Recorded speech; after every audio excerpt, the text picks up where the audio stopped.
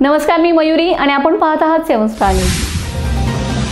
तीर्थक्षेत्र पंढरपूर येथे मार्गस्थ होत असलेल्या पायी दिंडी वारीतील वारकऱ्यांची लेंगरे येथील महादेव मंदिरात आरोग्य तपासणी व औषधोपचार करण्यात आले। वारकरी संप्रदायाची सेवा घडावी या विचाराने निसर्ग फाउंडेशनचे कार्यवाह जिल्हा शल्यचिकित्सक डॉक्टर विक्रमसिंह कदम यांच्या संकल्पनेतून आरोग्य शिबिर हा सेवेचा आदर्श उपक्रम राबवण्यात आलाय।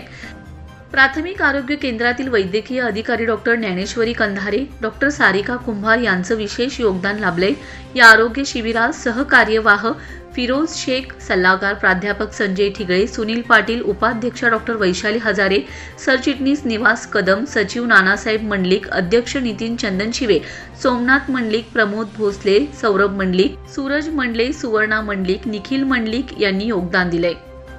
आरोग्य सहाय्यक कुंडलिक माळवे, आरोग्य सेवक महेश शिंगाडे, आरोग्य सेविका मनीषा मोरे, औषध निर्माण अधिकारी तृप्ती देटे, आरिफ मुलानी, ज्योती जावीर तसेच वैद्यकीय स्टाफ व निसर्ग संस्थेचे पदाधिकारी उपस्थित होते। नानासाहेब मंडलिक परिवाराच्या वतीने वारकऱ्यांना अल्पोपहार वाटप करण्यात आले।